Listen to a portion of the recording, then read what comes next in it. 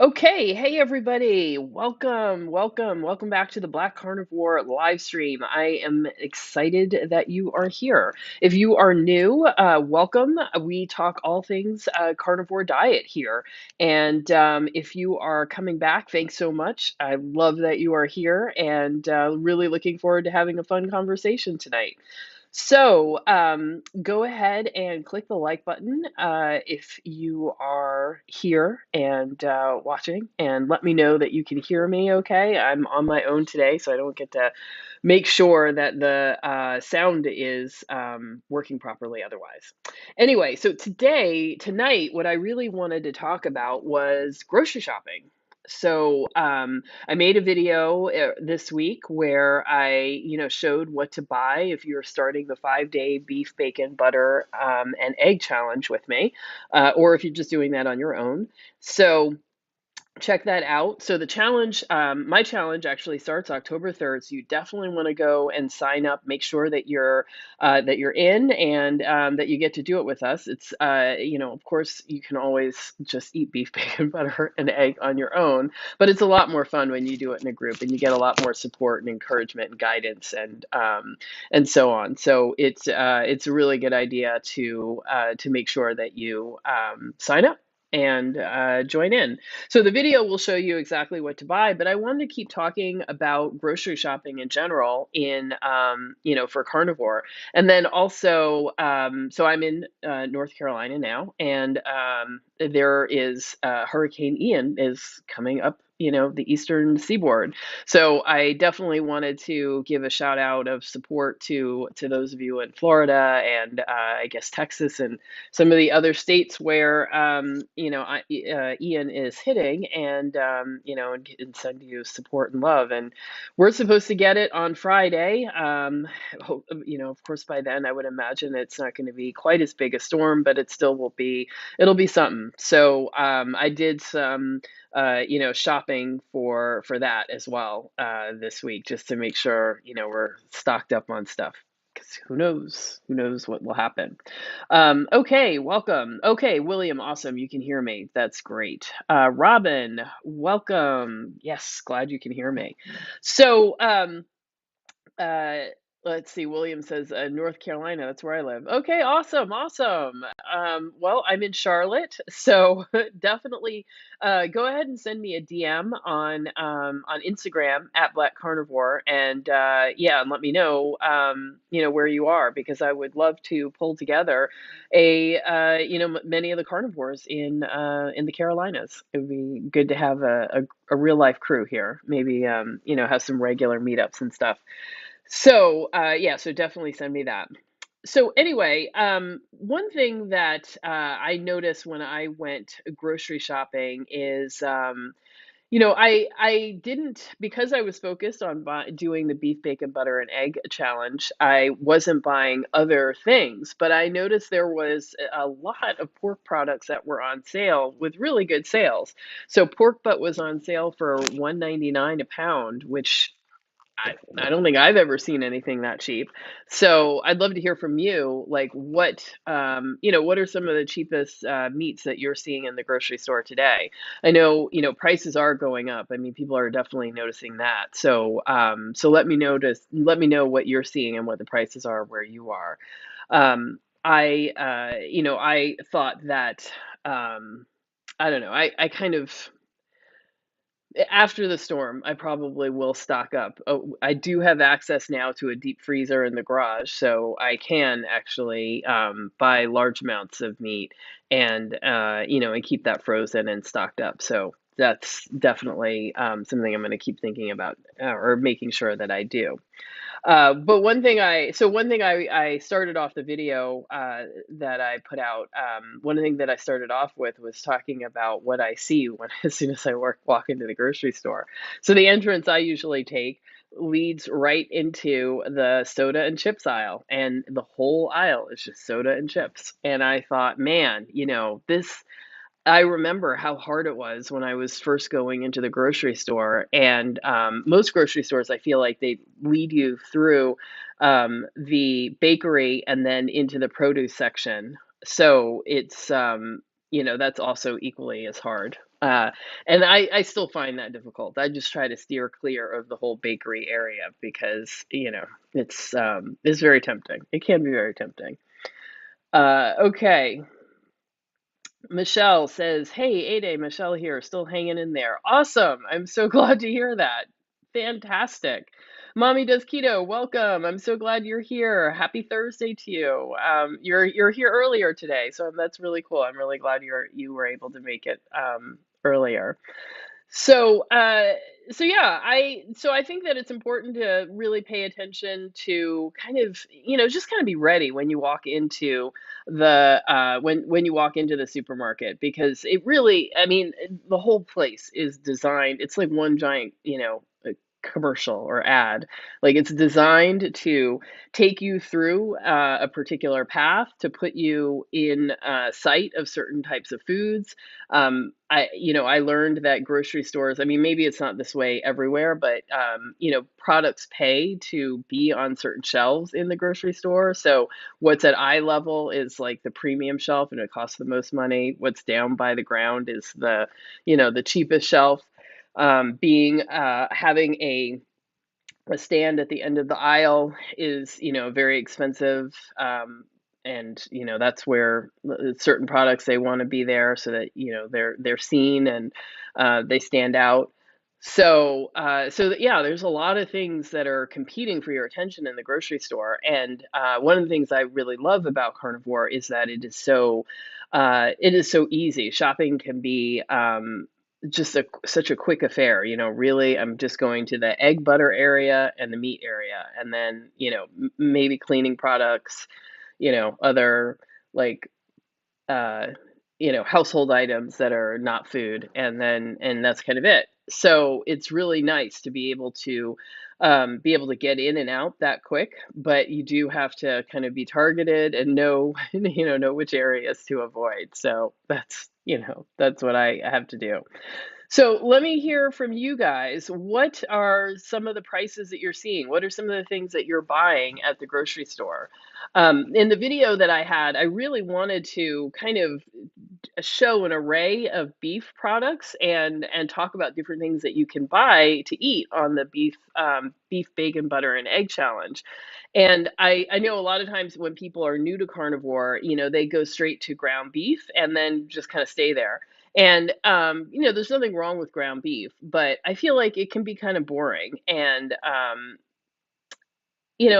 so I just want you to know that there are other options. And I also want to make sure that people are getting fatty enough meat, because that's always a challenge in the beginning. And I think ground beef can be hard because it renders a lot of fat. And unless you're eating all of that fat, you're not really getting a high fat meal.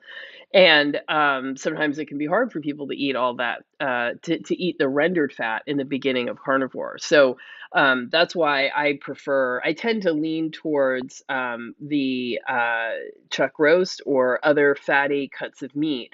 That way, you're actually eating pieces of fat instead of trying to eat rendered fat.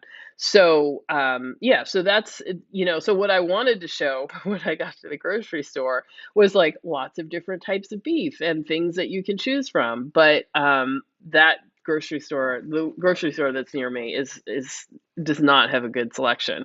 So, I mean, they didn't even have chuck roast when I was there, and I was just like, oh man, yeah. So I'm sorry for those of you watching that, who watched that video and were looking for what to get. I'm sorry I didn't have as many choices and options there, but I'm gonna continue to make some more videos about that kind of stuff. But I went to a different grocery store today, and that place had a lot better stuff. So I just probably need to go on a real, like, I don't know, maybe go traveling around and look at different grocery stores and see what's out there and figure out where to go. I feel like I haven't done that work yet to find like a real butcher, a place that's got a grocery store where they're actually processing the meat in the grocery store. It's strange. I assume that every supermarket here would do that because, there's the space for it. In New York, space is, of course, is a premium, and so that was always an issue for supermarkets. But and part of the reason why New York actually has so few supermarkets because it's so expensive to have the amount of space that's necessary that, like just companies don't do it. But in any event, I had expected the butchers to be more to have more activity in the actual grocery store, but I don't think they're doing it that way. I think that there's processing centers for the supermarket, and then there is where it's being processed, and then the meat is being delivered to all the different chains throughout the city. So, so yeah, I don't know. I'm gonna have to figure that out for sure. Okay, Robin says, I'm beginning to eat a lot of ground beef now and also chuck roast. Believe it or not, I got bored with steak. I do believe it. I do believe it. I don't know. I like steak, but yeah, I believe it. I can imagine why you might get bored. So, and I don't know. I think that chuck roast really is very flavorful. I was told by a butcher because it is such a hardworking muscle, it has a lot of blood vessels to it and a lot of fat in it to provide energy for that set of muscles, and that is what gives it its flavor and its beefiness. So the parts of the animal that don't work very hard, like where the filet mignon comes from, is very it's not as flavorful because doesn't have it's not as active, and so there's not as many blood vessels going there. So I thought that was interesting, and good to know. Hey, melanated meat field mama, I haven't seen you in a while. Welcome. So glad that you are here. Um, okay, Michelle says there is a barbecue place by my work. He buys from a farm upstate. The steaks are expensive, but he sells frozen ground beef 70/30 and 50/50. Wow. Uh, that is impressive. I would love to try that 50/50. That would be really interesting. And he sells bacon and wings at a great price and beef fat trim at grocery. Wow. Wow, Michelle, you have hit the jackpot. That is exactly what you want. So, yeah, so if you're new to carnivore and you're listening to this and thinking about what to do, yeah, you definitely want to find the fattiest meat that you can, find what you can afford, and, just try lots of different stuff. So that sounds great. Okay, let's see. Chris, welcome. Hey, I'm so glad you're here. It is awesome to see you. Yes. So today we are just talking about shopping, grocery shopping, what that's like for carnivore. So I'd love to hear from you. How many of you are still are you doing the grocery shopping for the whole family? Are you buying stuff for yourself and also buying like snacks and carby stuff and produce and stuff for other people in the household, or are you mostly just doing carnivore shops? I would love to hear from you about that because I know for me, like it's so easy and nice to go to the grocery store, but I'm not shopping for like the whole family mostly, although I mean, every time I go to the grocery store, somebody's like, "Oh, can you get this?" And it's like, "Oh, I really don't want to buy jelly beans. I really don't want to buy these things." Yeah, so that's less fun. Um, let's see. Melanated Meat Field Mama says, "I like trying different cuts. The sirloin has become a favorite, like picanha." Um, yeah, so that's interesting. You really like sirloin. Is that because it's got a really nice fat cap, or what? And I love the picanha. I think that's how you pronounce that. That's that cut from Brazil that is so iconic at these Brazilian steakhouses, and I think it's delicious. I love it. I've only had it a few times. I've bought it a few times to make. But yeah, I thought the meat was great. So I highly recommend that cut. Hey, country girl, welcome. I'm so glad you are here. Good to see you. Um, Okay, Chris is saying you buy just for yourself, so that's cool. All right. I'm glad you don't have to struggle with everybody else's choices. And melanated meat fueled mama transitioned the whole family to carnivore, although my older children and husband buy other crap. Okay, all right. So that is awesome. I love to to hear that that you've gotten the whole family to go on board. And as I recall, you have a big family, a lot of kids, right? So that's so cool that everybody, was kind of willing to do that. And and maybe it's okay that, the older kids that or the ones who have some pocket money can go to the store, can buy their own stuff, but they're eating carnivore at home. That's probably the best outcome, really, for people who are not yet sick from all of this years of eating these poor quality foods. So that's really awesome, and I'd love to share your story whenever you're ready. Katora, I would love to interview you for the podcast. I'm sure everyone would love to hear your story. So please send me a message. Um, okay, Stina Lewis, lucky says lucky to only have to shop for me and my ketovore diet. Awesome. Yes, yes. Yeah, it is. It's nice when you don't have to do all the other stuff. Let's see. William says I have roommates, and of course they scoff if at the carnivore diet, but I'm getting better, and they're just getting sicker. But they do all the carb stuff, and I just buy it for me. Yeah, but they'll notice over time. They'll notice and they'll see you're doing better, and they'll start to be like, "Huh, so, I went to dinner last night and I ordered steak." Like, people, say that kind of stuff to me all the time now, where, they're just kind of like, "Look, last week I ate some red meat. Thank you." So, yeah, so hopefully they'll start coming to you, and they'll notice your progress and they'll start coming to you. All right, Chris says, I just got some bottom round roast instead of my usual chuck roast. Gonna try that next week. Awesome. Yeah. So bottom round is not bad. I have made it and I do really enjoy it. And it does often come with a thin fat cap. So when I make roast beef, I mean, that's essentially what it is. And slice it really thin. It's delicious. It's delicious. You might need to supplement other fat, but it's good. So lean is not bad. I just think that people do best in the beginning of carnivore when they're able to just eat high fat meats. But over time, as you heal and you get better, you can experiment with different things. And different parts of the cow, I think, taste different. So eating rump roast, it really does taste different than eating chuck roast. So it is important to also start thinking about beef as not like one monolithic thing, but it's an array of different types of meat that fall in that beef category, and they do not all taste the same. But Chris, definitely, if you post your results, tag me. I'd love to see how it turned out. I do think bottom round roast can be really good, so definitely go for it, and yeah, and let us know.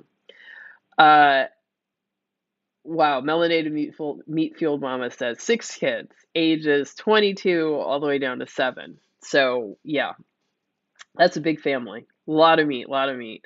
So that's awesome that you're making sure that they all get access to good quality food like that. I can't imagine what what a difference it would have made for me growing up. I think my childhood might have been quite different, or at least my scholastic stuff. I hated school, so although I did like to read and study and learn, so that's probably what saved me.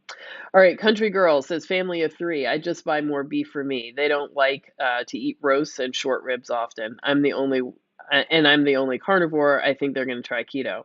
All right, that's awesome. I mean, even getting them to keto is a great first step. And some people can stay keto and like that resolves all their problems. So If they're well enough that, keto is enough, then that is fantastic. I love it. I consider us, well, first of all of us on a carnivore diet, we are on a keto diet. We're in ketosis. It is important. It is part of the healing process that comes from being on a carnivore diet. But we have that added benefit of removing things that are irritating. So to be able to calm down a lot of these autoimmune conditions and gut problems that many of us are struggling with. So, but yeah, I think all of us in the low carb circle, we're all part of the same family, whether you're just, eating 50 grams of carbs a day all the way down to zero, like us, or no plant foods like us. In fact, we do eat carbs. There's carbs in meat and quite a lot in scallops and certain types of things. So, this is not necessarily a zero carb diet, but is zero plant. Okay. And let's see. The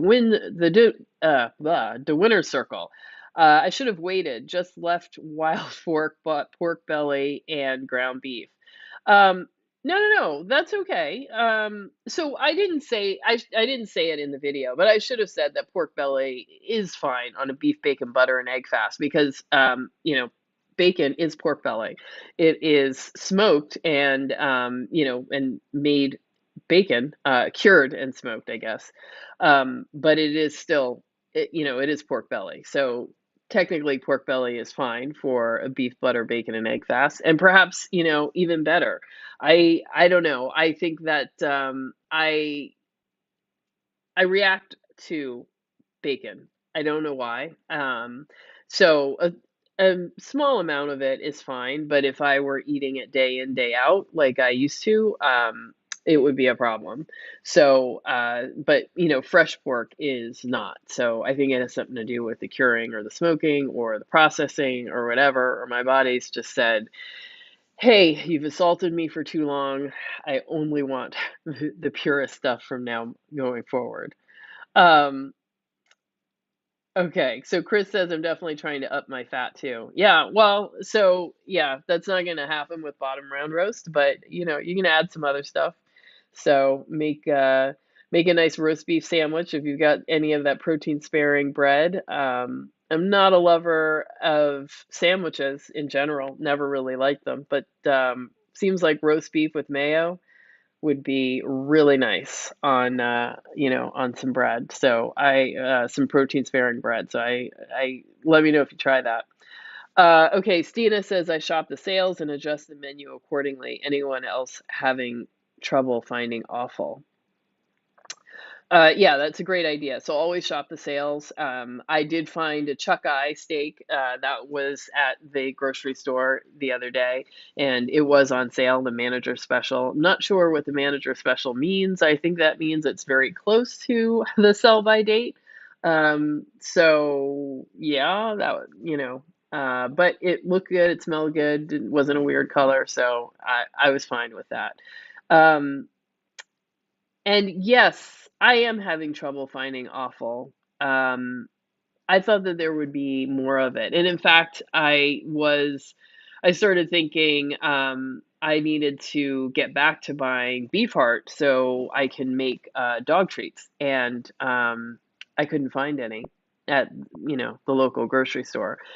So I think I'm gonna have to do a little extra work to kind of get the lay of the land, understand, Charlotte and where stuff is, and check out some of the Latino markets, and see what stuff is there. Because people often talk about there being different kinds of stuff there, or just different cuts that are more popular. So there might be more there. Let's see. Chris says, I'm going to try seeing if I can get some beef fat trimmings on a more consistent basis. Yes, yes. I think that would be a great idea. It can be so healing and so helpful for people. I remember actually, the very first person that I coached getting her going with carnivore. She came because she wanted to try this because she had had a a concussion that had caused a significant amount of damage for her, and she hadn't been able to work or maintain her business or do any of her artwork or any of her creative work for several years. And, doctors were just kind of like, well, this is how it goes. And, sometimes this happens and blah, blah, blah. And so I had her start carnivore, and I said, get some beef fat trimmings and eat as much of it as you want every single day. And she got it, and she started eating a pound of it a day. I mean, she was like, I love it. I can't. It's so amazing. So I think that went on for a couple of weeks, and then she kind of slowed down on it. She was already at her goal weight, so she wasn't trying to lose weight. I think it would be hard to lose weight, but when you're eating that level of fat. But the healing that went on in her brain in just 2 weeks was stunning. So, the dizziness, the inability to concentrate and focus, all of that went away. She was able to actually get back to her creative work and her projects, and really be able to focus. So, years of being sort of debilitated and not being able to do what she wanted in the world just kind of came to an end in 2 weeks time of eating beef fat trimmings.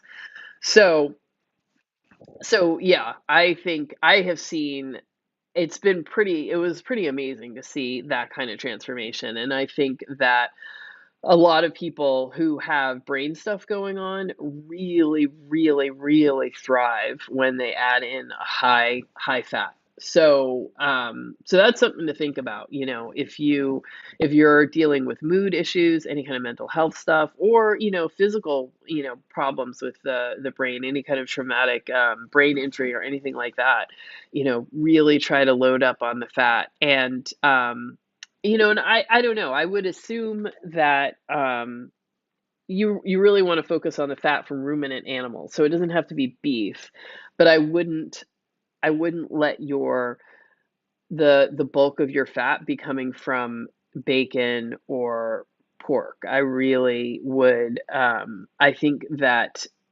people seem to do best when it's coming from beef or ruminant animal. So perhaps goat or lamb. Sometimes lamb, I see lamb at the grocery store and it's like it wasn't trimmed at all. Like, there's like this much red and then this much white.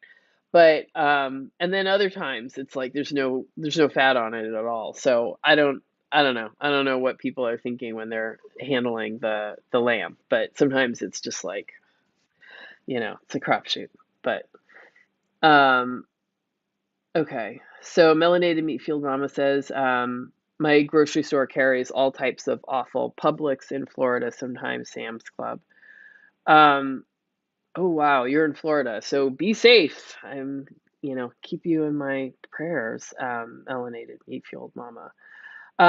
Yeah, Publix was okay. I liked Publix today when I looked in there. There was some stuff, but it still wasn't a big variety. I mean, I'm like, where's all the stuff? The marrow bones, the liver, the short ribs, oxtails. I haven't seen oxtails once since I've been down here. So yeah, I gotta go further afield so I can see more of this stuff. And I have not been to Costco or Sam's Club, so perhaps that is something I need to do as well.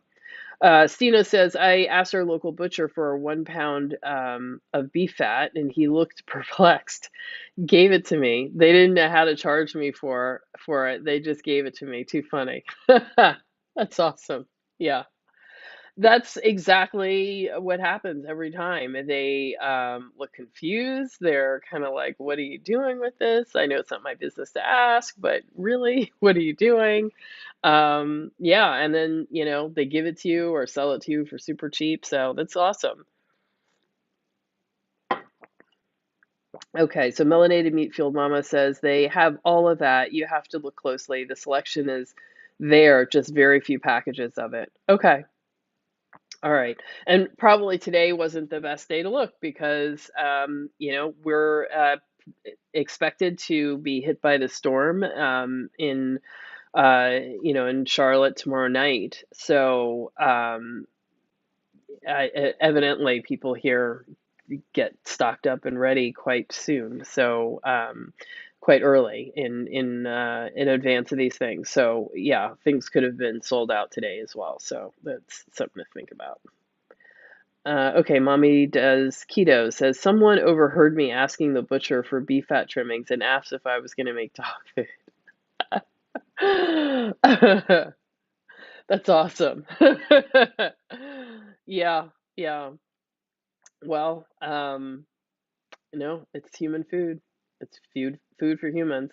I was when I was at the grocery store today, actually, the checker was telling me that I, I I had bought some dehydrated beef lung tips for my dog. They happen to have some freshly, or I guess well, it must have been like a local brand, and it was freshly made, and so I bought that, and the cashier told me that they actually carry ice cream for dogs. And I was like, are you kidding me? Like, what?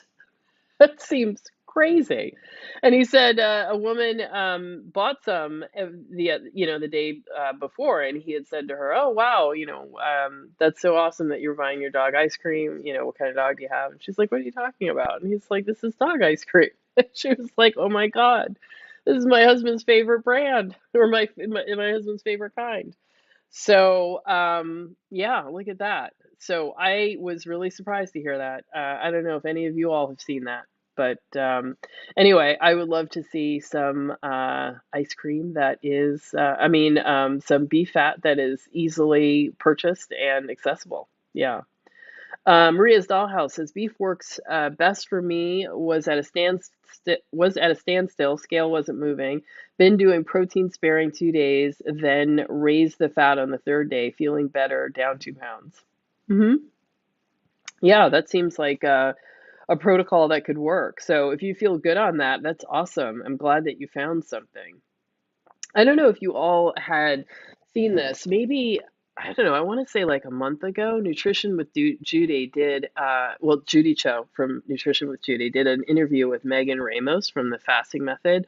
And that is the company that Megan Ramos and Jason Fung, Dr. Jason Fung, operate, and they, coach people and create a community for fasting. And so she had this interview with Judy that I thought was really, really interesting. And she was basically kind of talking about people on carnivore who are still struggling with, with like not being able to like lose the last 20 or 30 pounds, or not being able to bring their A1C down all the way, or still struggling with some of those things. And Megan was basically saying that you can eat the right foods and you can eat really a high quality diet, but if you're still eating too much and too often throughout the day, then you can still keep your insulin high and not be able to see that really, really good, uh, therapeutic, blood marker levels, whatever, really getting your A1C down and all of those things.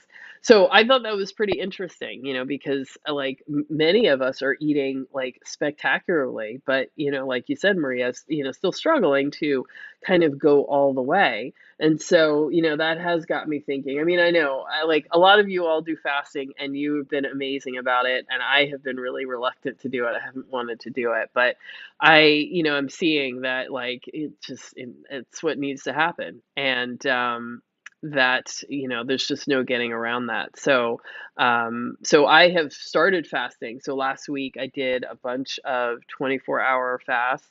And this week I'm trying to do longer. So I'm trying to go over 72 hours. And so we'll see. We'll see. So I would love to hear from you guys. If you are fasting, what's your regimen? How's it going? What do you like, and so on. Um, okay, Katora says, "Oh yes, be safe. We're still having winds, but rain has stopped." Okay, all right, good, good. Michelle says, "Beef fat trimmings, cubed and cooked in air fryer is fantastic." Oh gosh, yes, yes. Tell butcher it's for the birds. They get that and will usually give it to you. Yeah, that's right. I've heard that a lot of a lot of bird food is seed, bird seed mixed with suet. That is apparently, the favorite, that's like the bird donut, or something that they go crazy for. So yeah, I guess you could say that, but just make sure. I mean, you want them to know that a human is eating it, so that they are giving you something that is they consider to be edible by human. So you don't want them to be like, oh, this is for your birds out back. Well, let me get the stuff that I threw out, 2 days ago, and it's still out there because it hasn't been picked up yet. The birds will eat that. Okay, country girl. When I used to go to Publix, I would get my oxtails from the back. That's when I lived in Florida. Ah, okay. All right, so maybe I just need to ask somebody. That's always a good idea. Ask questions. Um, okay, Stina asked about Aldi's. Yes, so I went to an Aldi's and it was terrible. Terrible. I was like, why are people talking about this place like it is the second coming? It was awful. There's nothing there. It was just like a big warehouse with all of these packaged products that were random things that I would never buy otherwise. And yeah, there wasn't anything there that I wanted to have. So, but I know people talk about all these all the time. So I'm kind of like, maybe I just need to go to different ones, or, I don't know. The way my cousin talks about it, it's like, it's where, products go to die. So I don't know. I don't know. You tell me if you like Aldi's where you are. Tell me what's there, because I was not impressed by my trip, and I had to pay for a cart, which I was like, "Ah, come on, are you kidding me? I had to put a little quarter in to be able to take a cart." Um, okay, Michelle says up to 300 grams of fat a day, losing weight and feeling great, 2 meals a day. Wow, wow, Michelle. Wait, so you are okay. You're not doing okay. That's Maria who's doing the 2 days of protein sparing and then high fat on the third day. Uh, so Michelle, what are you doing? 300 grams of fat. Wow. You must be feeling phenomenal. I definitely want to hear more about that. So, yeah, let us know how that's going. Um, okay, Stina says Aldi's is a good source for affordable meats. Okay. Yeah, you are not the only one who has said that. Lots of people have said that. So maybe I just went to the very worst Aldi's ever. I don't know. Okay.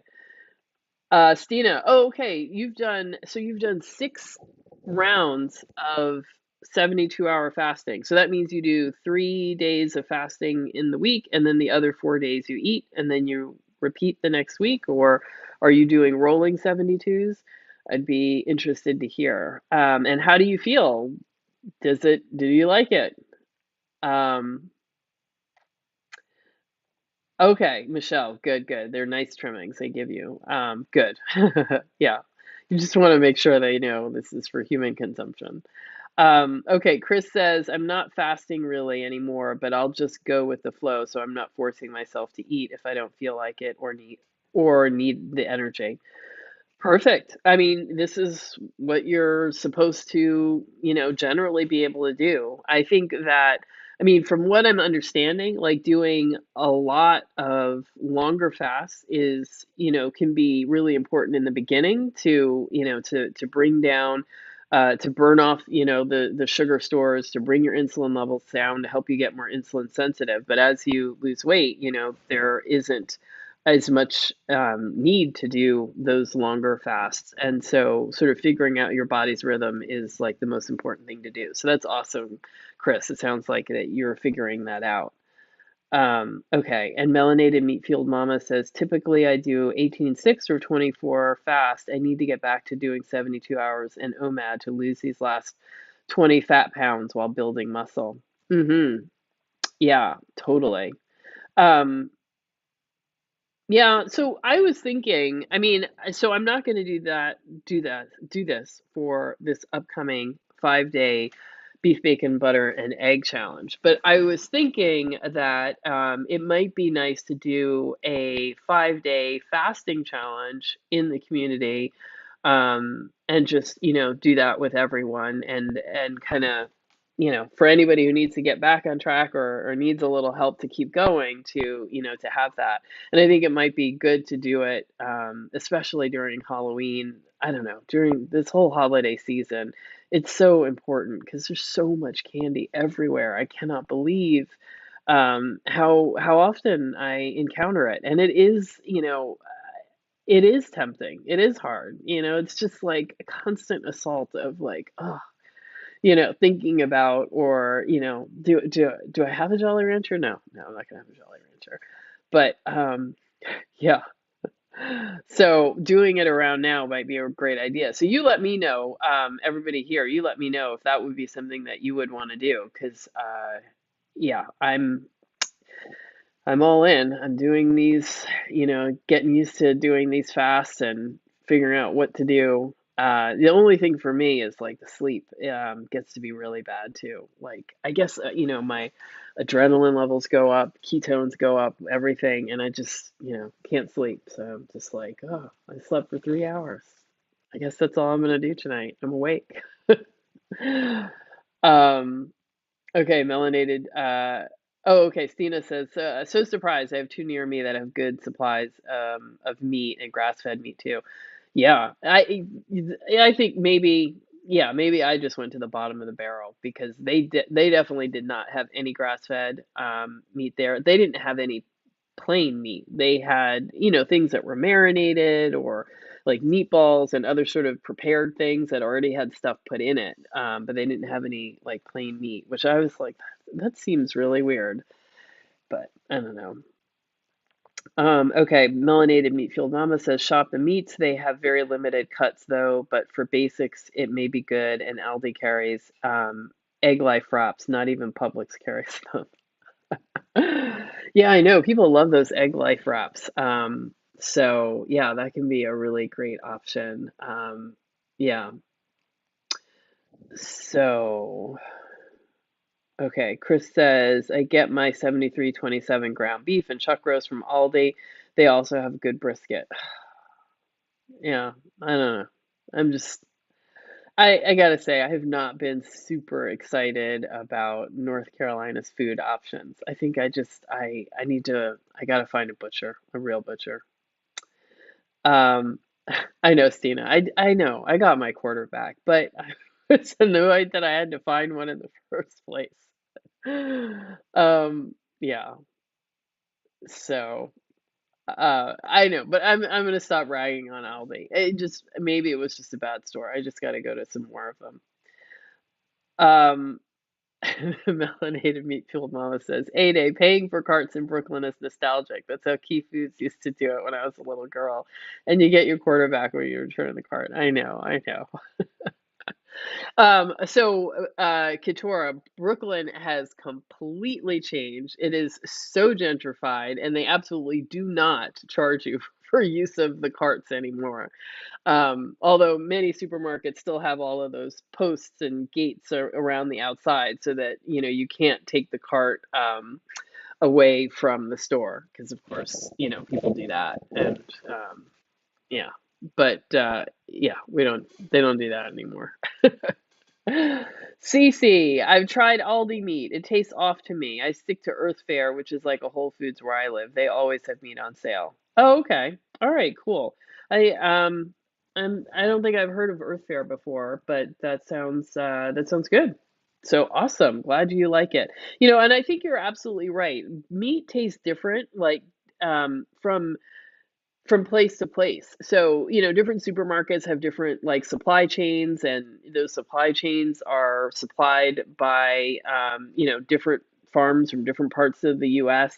And so as a consequence, like I do notice a difference between different supermarkets and the way their meat tastes. Not bad necessarily, just different. And and so if you notice that, like that's totally normal and it's fine, if just stick with the one that you like the best. Um, okay, Sina says, yes, I'm trying to correct insulin resistance. Start Sunday, end Wednesday. Feeling great, getting better, blood sugar results. Awesome. That is fantastic. That is exactly what we want to hear. So I am so glad that rhythm is working for you. And do you feel? Tell me how you break your fast on. So if you do this from Sunday to Wednesday, how do you break your fast on Wednesday, and how do you sort of ease back into eating? What's that experience like for you? And what are some of your favorite things that you use for breaking your fast?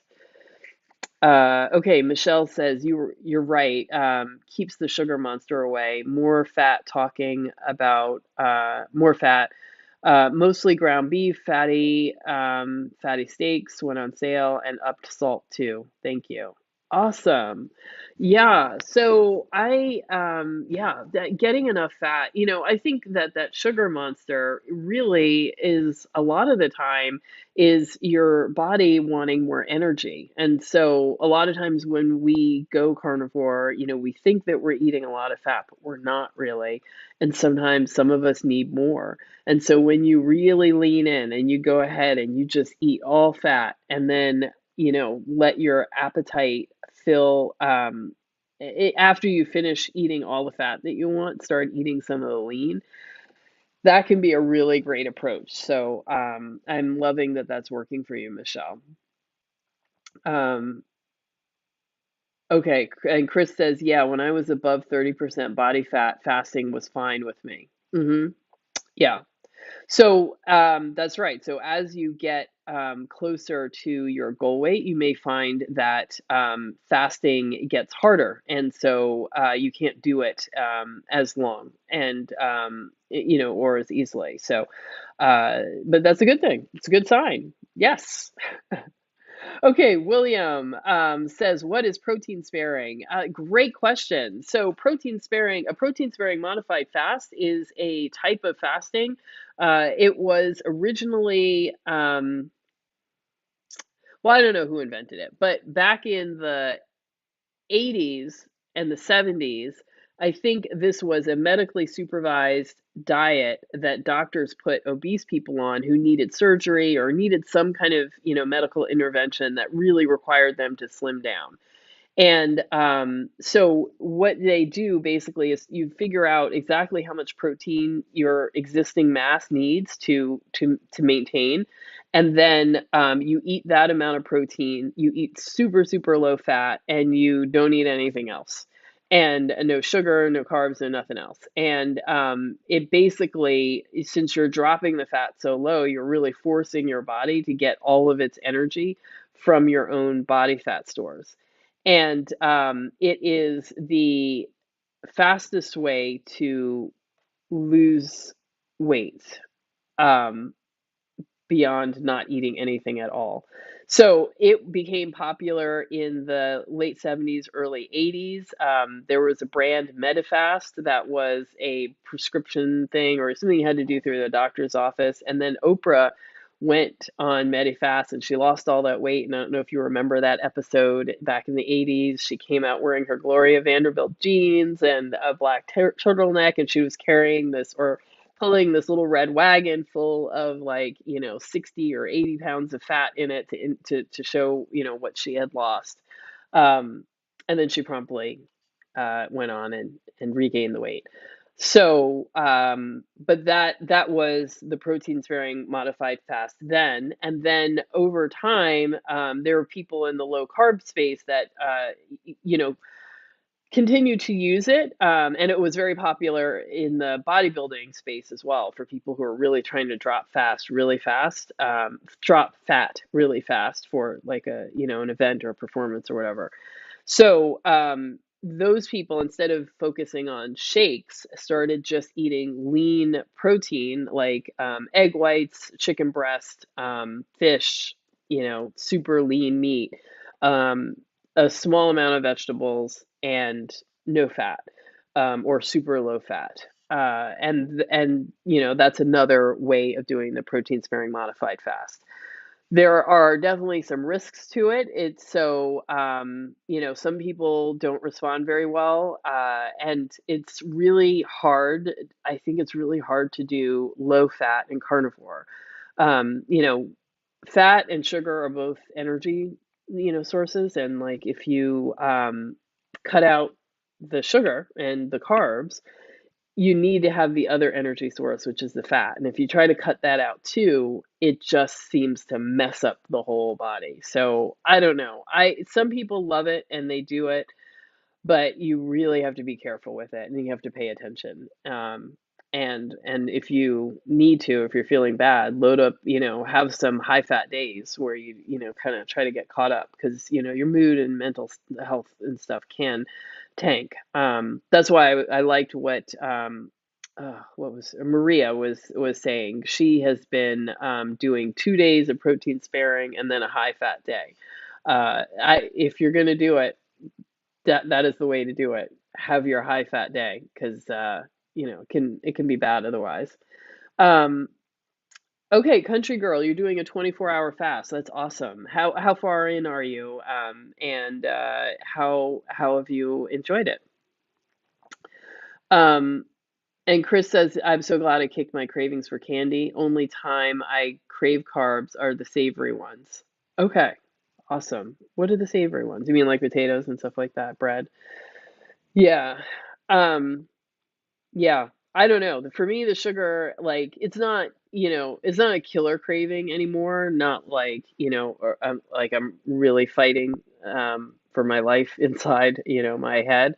Uh, but, I definitely see candy and it's like, oh yeah, that used to be really good, like it's still there. I don't know. Maybe it's a sugar addiction that will, it's just there's always going to be a little bit of something there in my head, um, but it's not hard to walk away. Not like in the very beginning when it was like I sometimes felt like I should just tie myself up to a chair in a corner and just sit in silence in a room until I can like get it out of my system. Okay, Maya says, I've been on Ketovore, but moving to Carnivore. I say start where you can afford, then move to where you want or need to be as you're able. Yeah, absolutely. So, especially, I mean, if you're talking about the actual costs and of buying groceries, I mean, I really don't think that it's expensive at all. There's so many health, not only health benefits, but health savings when you go carnivore that you really spend money differently. I spent so much money on over the counter stuff, from Benadryl and Claritin and Flonase and Mucinex and Sudafed and tissues, and none of those things are cheap at all. So yeah, that was a huge savings for me.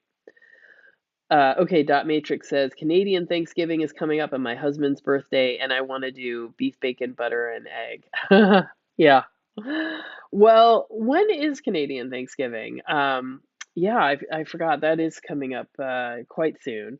Um, so why can't you do your husband's birthday on the beef, bacon, butter, and egg fast? You can go out to a steakhouse. That's like pretty special for a birthday, and you can have steak and you'll be totally on track.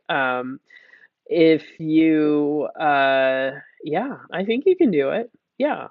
Let me know, Dot Matrix. Let me know. See if you can't brainstorm some meals that would work both for him and for you. And it's his birthday, not yours, so you don't eat the cake. Only he eats the cake. It's not your birthday.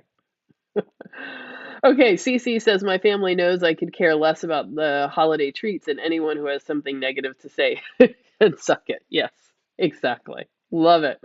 Love that attitude. And that's what I like to try to tell people. Like if if someone offers you food and you say, "Oh, well, mm, no, I really shouldn't have it." Of course, that's like an invitation to them. The person offering hears you saying, "I really want to cheat on my diet, but I feel guilty, so help me feel more comfortable cheating on my diet." And they're happy to oblige. Of course, they want to make you happy. So you have to, to be firm and just say, "No, thank you." As a full sentence, no, no further discussion or anything. And then it will be way easier, I think. So I love it, Cece. That is the kind of attitude that you really need to have. Um, okay, Chris says, "Yo, funny story. I got grass-fed ribeyes from Aldi's and it was 11.49 a pound. The regular ribeyes were 12.99 or something, and I was confused." Oh, that is funny. How is the grass-fed cheaper? Interesting. Well, tell me how they taste. Did they look as fatty as the regular ones, or what did you think? Um, okay, Mommy Does Keto says Aldi 75/25 frozen burger patties are delicious. Yeah, see, all these people are having great Aldi luck. I don't know. Maybe I just got to go somewhere else. I just did not have a good experience there. Melanated Meat Fueled Mama says, "I haven't been back to Brooklyn in a very long time, but I've heard how gentrified it is now." Oh, yeah. Oh, yeah. So, funny story. I was living in one part of Brooklyn, which was very gentrified and, and getting very, very wealthy. And I moved about a 10-minute walk away, which to an area which was um, very, well, it was not yet quite so gentrified. And so everyone who was in the neighborhood where I was, when I moved was like, "Oh my gosh, are you going to be okay? Like, it's kind of sketchy there. Are you okay?" And now that neighborhood is far more expensive than even the place that I was living. So that's pretty crazy. But when I first moved there, it was pretty desolate. The person who owned the building who across the street from me, there was a bar there, and he kind of went crazy and it ended up shooting and killing one of the workers at the bar, which was awful. There was I think one of the last payphones left in New York City was on that corner, and there were all of these drug dealers that were always like, hanging around, taking calls and stuff. So yeah, it was quite a transformation, that part of Brooklyn, to, into what it is today. So yeah. Um, okay, let's see. Stina Lewis says bone broth first, then a good steak later. Okay.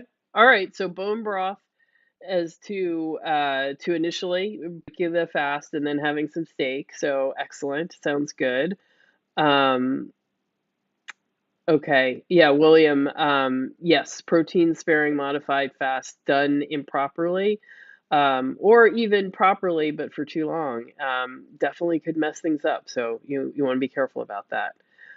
Um, okay, and Mandel says suggestions for stress fasting precautions. Some unavoidable situations muck up my digestion.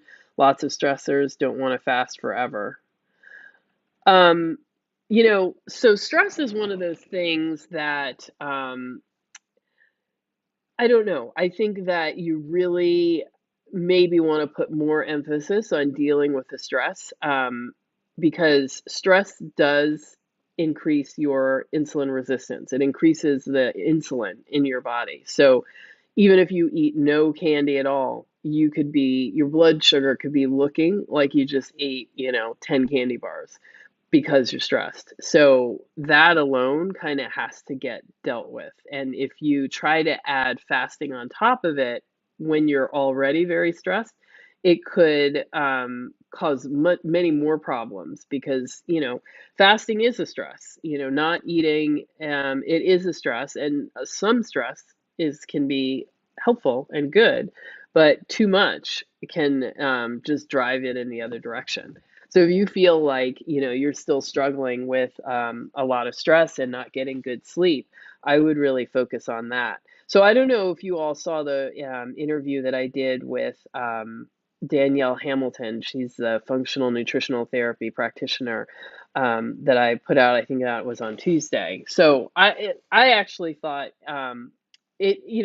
for whatever reason, this video didn't get a lot of views, but I honestly think it's probably one of the best interviews I've done with any of the other experts or practitioners in this field in this space.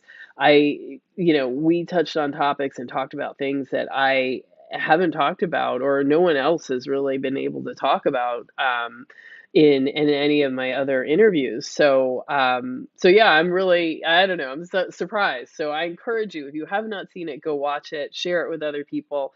I thought it was a really, really useful and helpful interview. But one of the things we talked about, and one of the things she talked about, was really starting to focus in on this issue of stress and how it affects the body, and finding ways to work on it. So one of the things that she talked about was the vagus nerve. So that is a nerve that controls I guess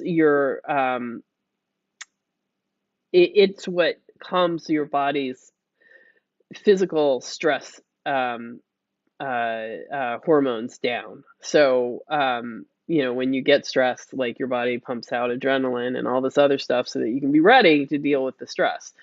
But if it's not an acute stress that requires some physical activity to deal with, like running away from a lion or fighting somebody or whatever, um, if that's not happening, then you've just got all the stress hormones and you feel bad and it's driving your insulin up, and you are not able to heal and to be better. And so activating this vagus nerve can help to calm you down.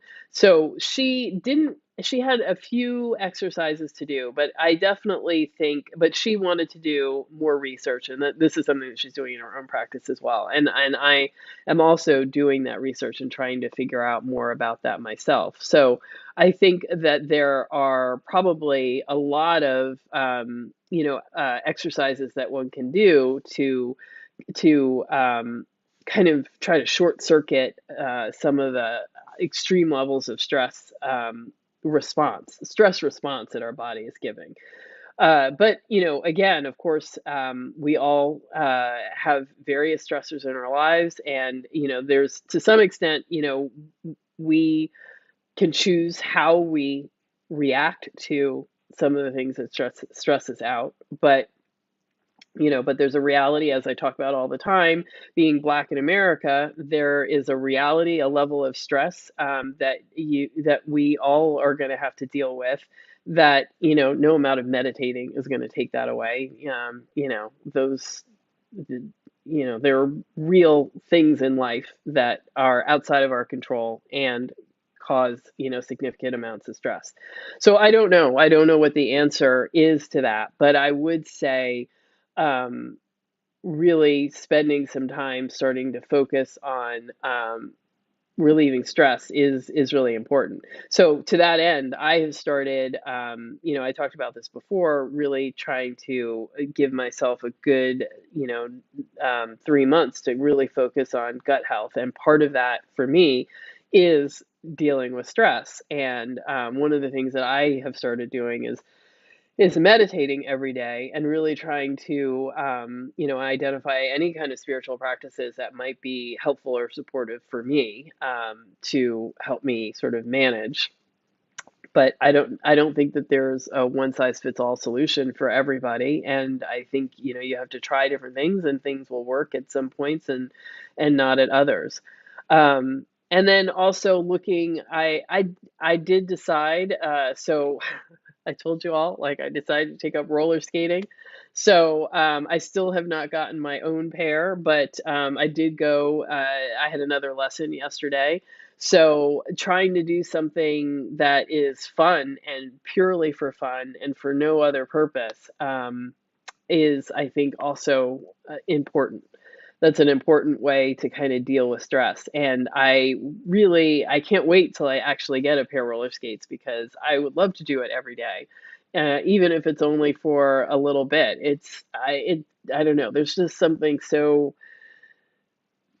freeing, to feel like when you're just like floating through the air essentially, and having a breeze come, and it just feels really nice. I always liked, like being on a bike, being on wheels, like moving quickly. Just feels nice, feels good.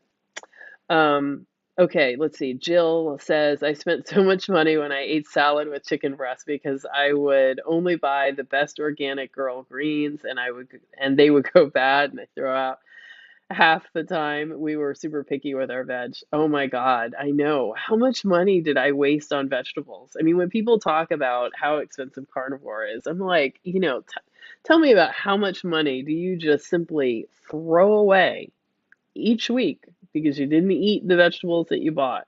Um, yeah, it's I don't know. It is kind of a racket. But yeah, and think about broccoli. That's the one I get that gets me the most. They say, "Oh, this is an amazing vegetable. You got to eat this. It's a super vegetable. It's got all of these, things in it that are really good for you." Yet, you buy the broccoli. It's already expensive per pound. You bring it home and you cut off the stalk, which is more than half the weight of the whole thing, and throw that away or compost it. I mean, it makes you think like I should just put 20s into the compost. Why am I doing this process of buying the food and then composting it and not eating it? Um, okay, Alicia, your Thanksgiving is Monday, October 10th. Perfect. That is perfect because the 5-day challenge starts on the 3rd. So you can get started right away and then you can feel all virtuous as you go into Thanksgiving, feeling amazing. And then you can jump right back in to my next 5-day challenge because I'll probably do I don't know, a 5-day fast at some point in mid-October. So stay tuned. Stay tuned.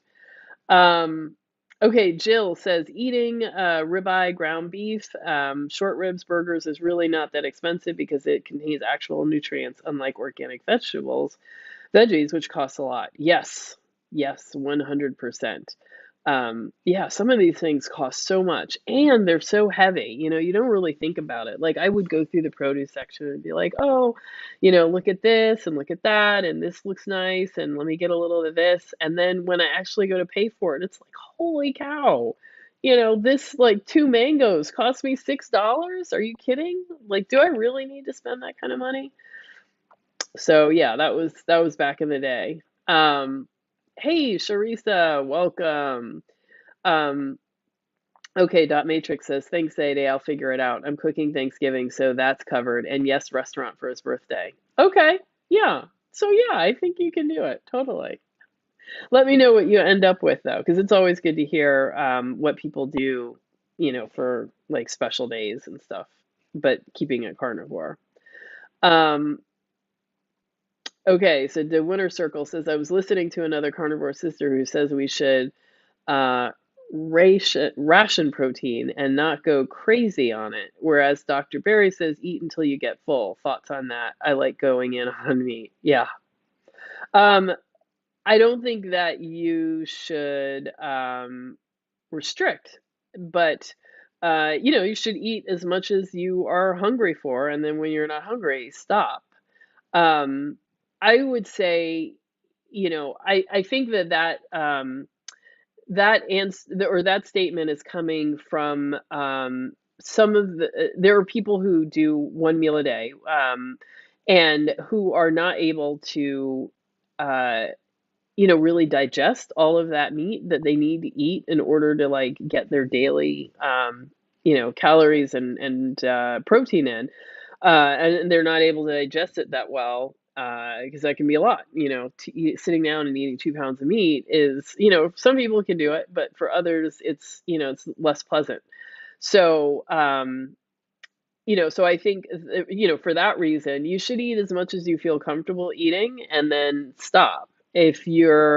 Um, if you're doing that and you're not eating very much food, that's not something that you can continue long term. So you have to figure out how to eat more food. Maybe that means eating more meals, or whatnot. But you should eat until you're full. Not Thanksgiving Day full, but just comfortably full, and don't worry about it there. I don't encourage people to restrict or do too much counting. So yeah.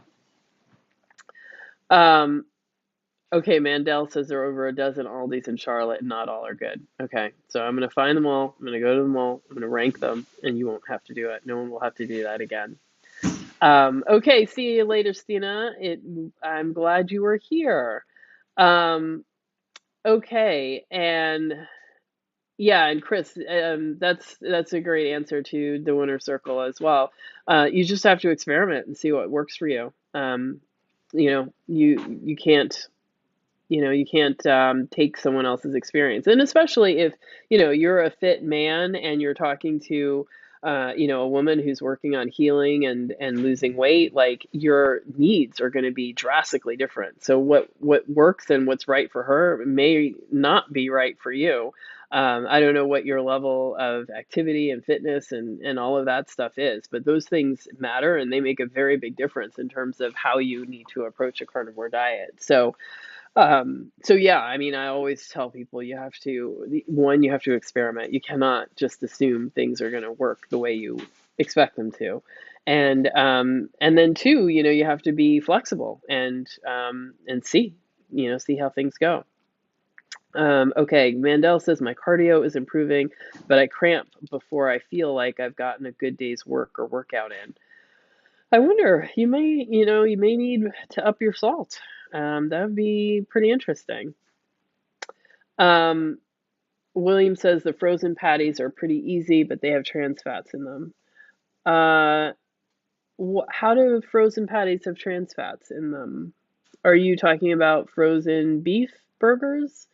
Um, and if they're 100% beef, I think they'd be okay. But I'm not sure how you would have trans fats in them. Let me know what you're referencing. Um, Uh, okay, the winner circle says eating a lot of protein will always work for me, even if it don't work.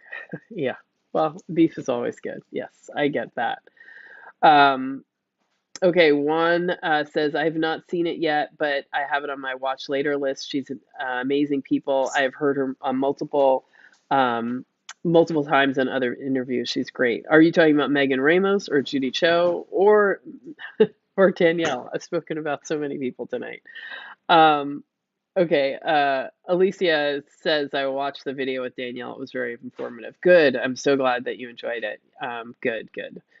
Um, Dot Matrix used to roller skate when you were young. It was fun. Yes, this is exactly what I'm talking about. I'm just trying to do something that I thought was fun when I was a kid. Every now and then I try, playing some of the games that I played as a kid. And a couple weeks ago, I looked up uh, what is that game? Mastermind. Because as a kid, I loved the game, and it was like, I worked so hard to try to, play and win, and I found it online. I could play, I played it, and it was like, why did I think this was fun? And why did I think this was hard? Like I guessed mine in one line, I figured it out, so it was like, this is not as fun as I remember. Um, yeah. Mommy does keto says broccoli is an intestinal torture. Yes, agreed. Agree. Okay, Mona Smith says I agree with limiting protein. My kidney filtration rate dropped significantly in a 3-month span because of my protein intake. Ah, okay. So I think that is an example of one of these circumstances where you have something specific that that has changed. But I'd be, I mean, what your needs are, Mona, versus the winner circle, in terms of, I mean, unfortunately, there's a big difference between, men's biology and women's hormones make it, infinitely more challenging to get all of that sorted so that you can lose weight and everything and get healthier. So, there are all of those things to consider. So yeah, it depends. But Mona, I'm so glad that you did that experiment and you found that it really helped you a lot. So excellent. I'm glad to hear that. And when you say limiting protein, and now I'm going to assume when you say limiting protein, you're talking like 100 grams, 120 grams a day for you, not like 40 or 60. So I don't know. So let me know. Or do you mean limiting protein not the total amount that you're having in a day, but how much you have at each instance. So let me know. DJ Steady, awesome. Thank you for your appreciation. That really means a lot to me. I appreciate that. Um, uh, let's see. Pear Tree Pie says fat creates satiety, but if your body can't handle it, eat more protein. Um, Hi, and hi, Pear. Thank you. Thanks for your comment. Yeah, definitely. If you can't handle all the fat, just, slow down, take it easy, and do it in smaller amounts and whole pieces of fat, not liquid, and that will help a lot. Um, Mommy does keto. Yeah, says I would love to see you interview Stephanie Person. I've been watching her more lately. She's against fasting and promotes higher fat, less protein. Yeah, so she's pretty awesome and somebody that I had watched for a long time as well. So yeah, I definitely need to reach out and see, I mean, I don't know her, we've never spoken. But yeah, I'd love to reach out and connect with her. Yeah, she's against fasting and well, I don't know. I guess I haven't watched her all that lately. I think she still is very into the high fat and still, I don't know. I think she kind of was less enthused about carnivore for a while. Maybe I saw that. Um, but yeah. So I don't know. I also would have to see what she means by fasting and, high fat and less protein. I think earlier on there was this move to make protein much lower, and people were going down to like, eating like 40, 50, 60 grams of protein. That's very different than like eating 125 grams of protein, which is also very different than eating 200 grams.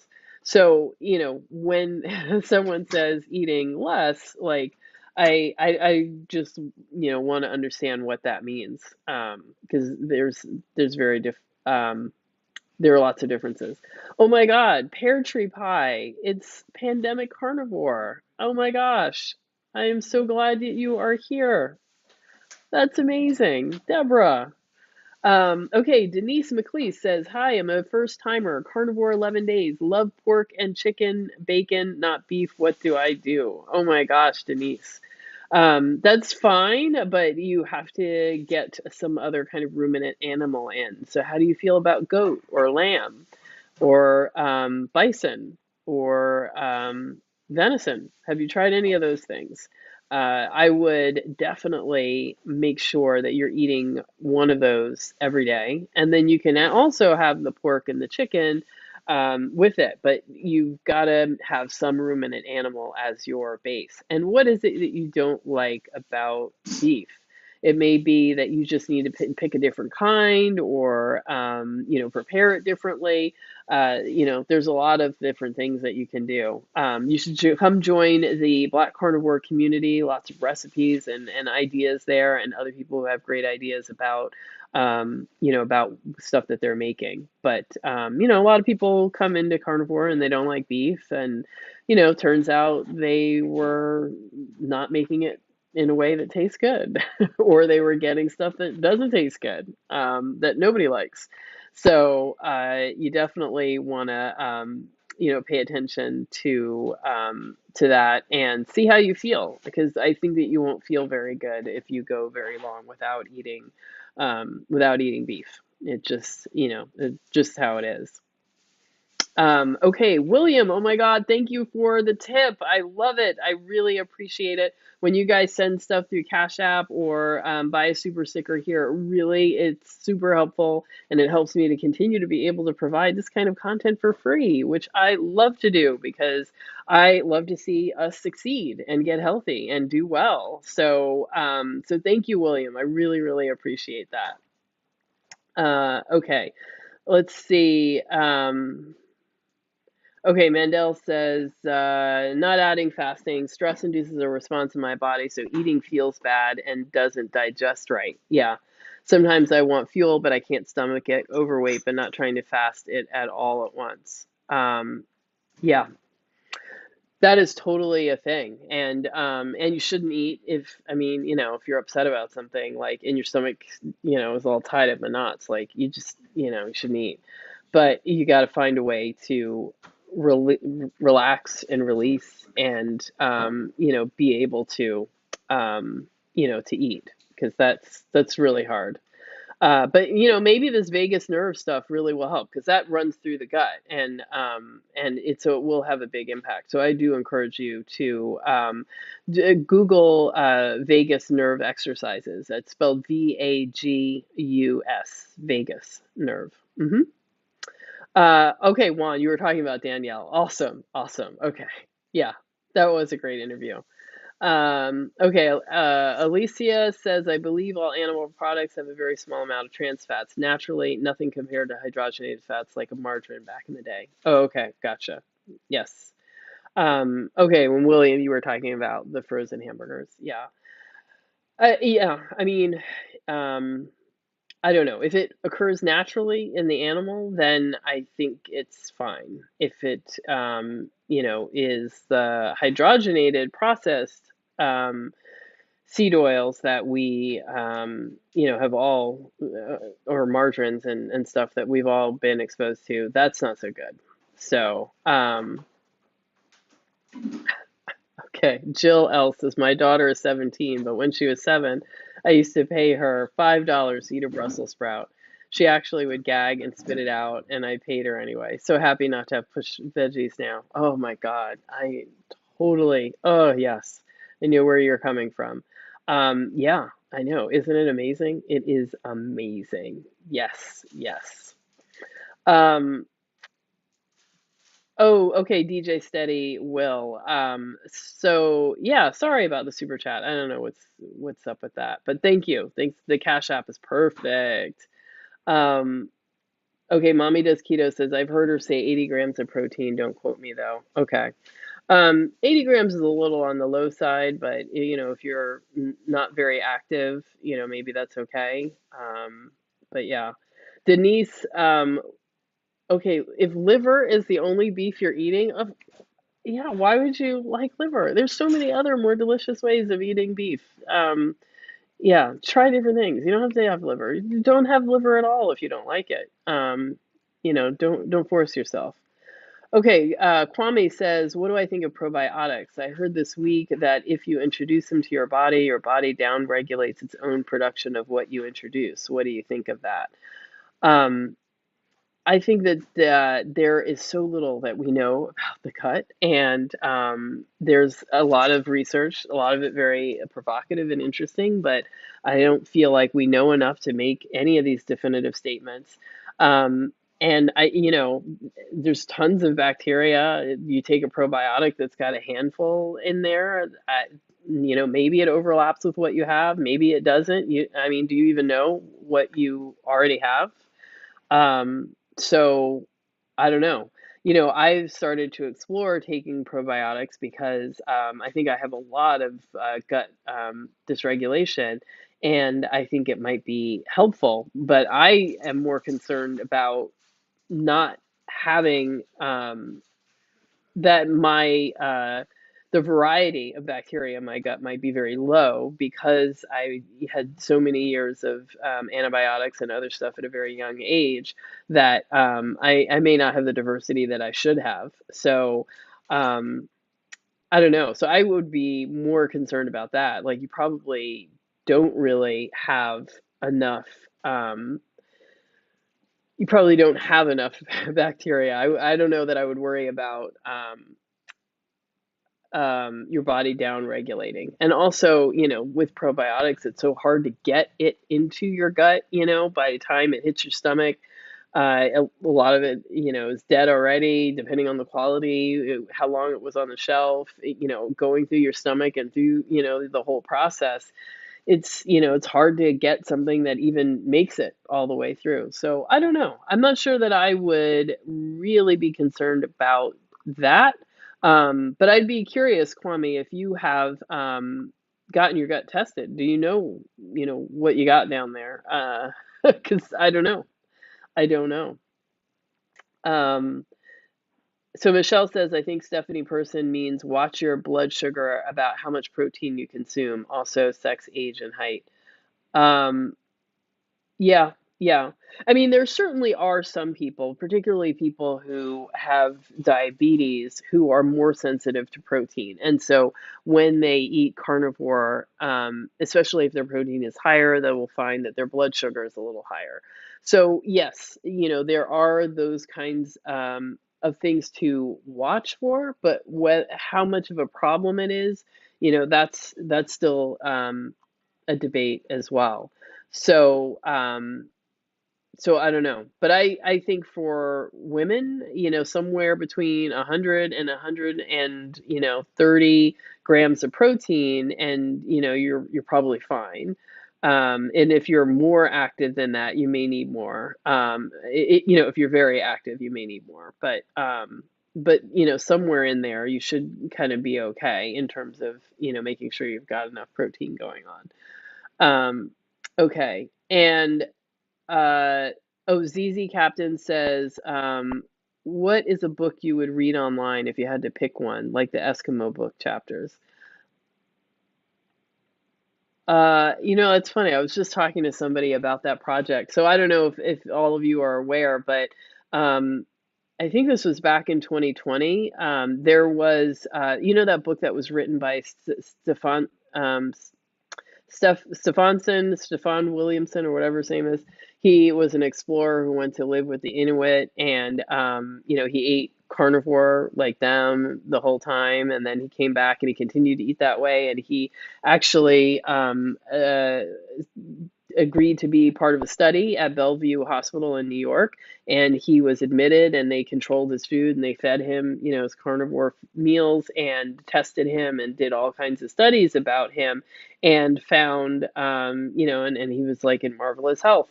So, that was, it was really interesting. It was really interesting to hear, a first person accounting of what people were eating and what it was like for him and what his experiences were. So a lot of people in the carnivore community, look to that book.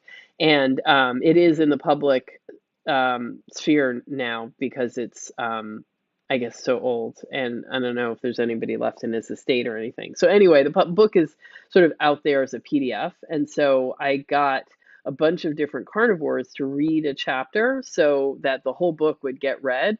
And if it was difficult to read the PDF because, it was like somebody had photocopied it once in 1919 and has been refotocopying the same thing all these years. So it's actually pretty hard to read. It's not, it's not well formatted. It's not like in a normal book. It's just a PDF of a photocopy of, you know, millions of photocopies.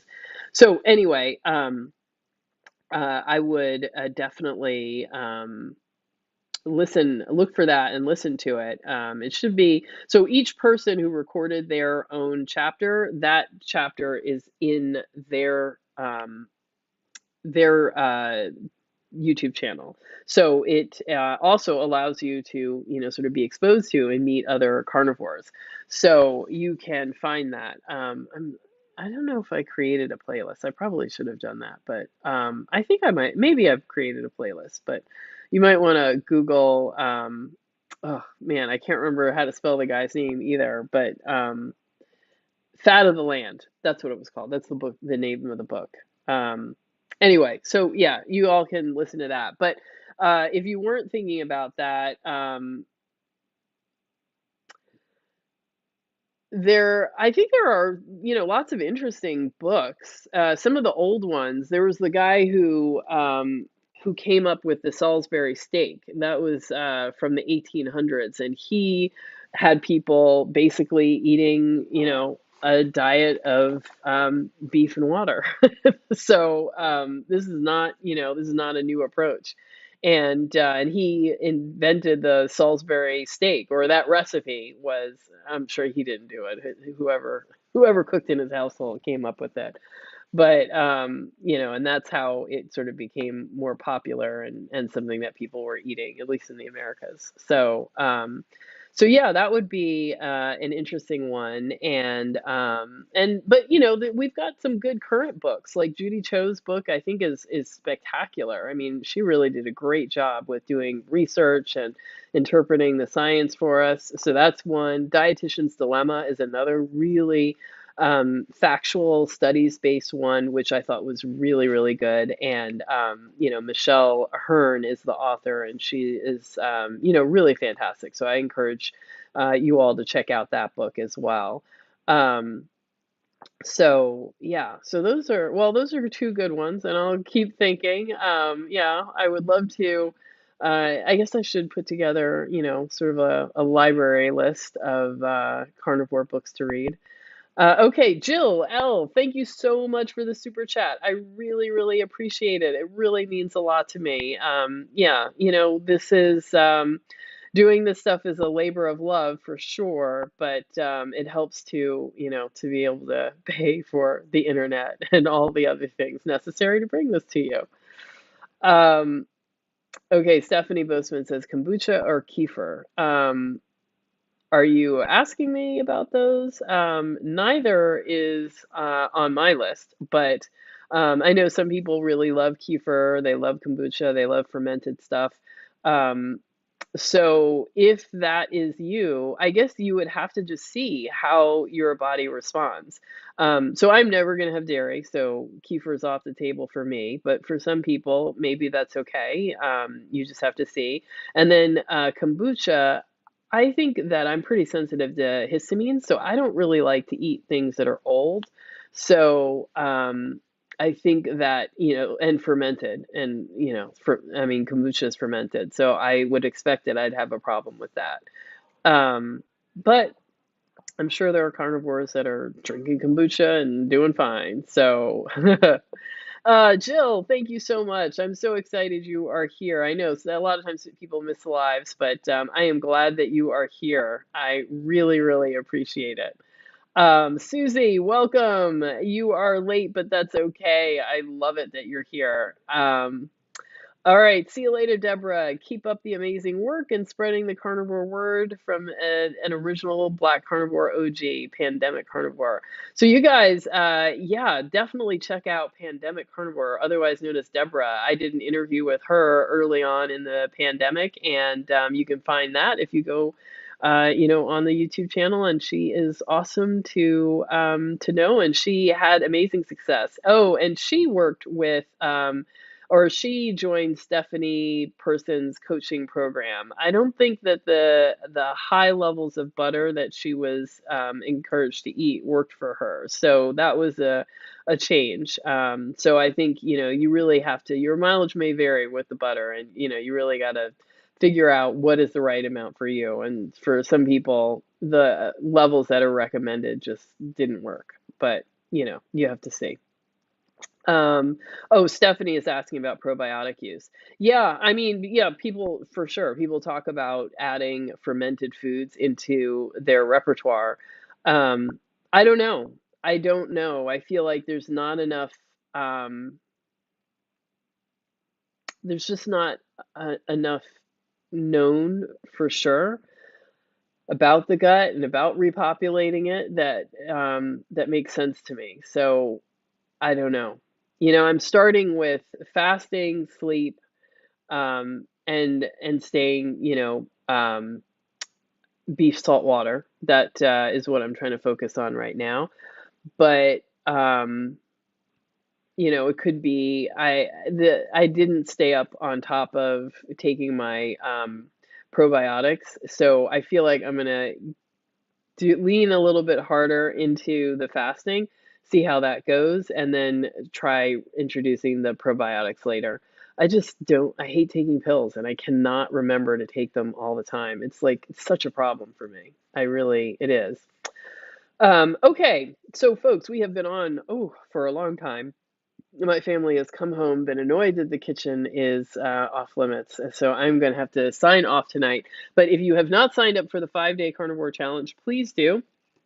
Monday is when we're starting, and it's going to be awesome. And I would really love to have you there. The last group was a lot of fun, and a lot of people saw some pretty spectacular improvements. So if you've been on the fence about trying carnivore, this is the time to do it.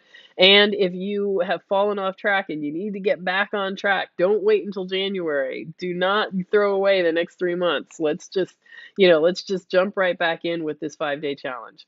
All right, so I will see you all next week. Thanks a lot for being here, and I had a good night. Thank you.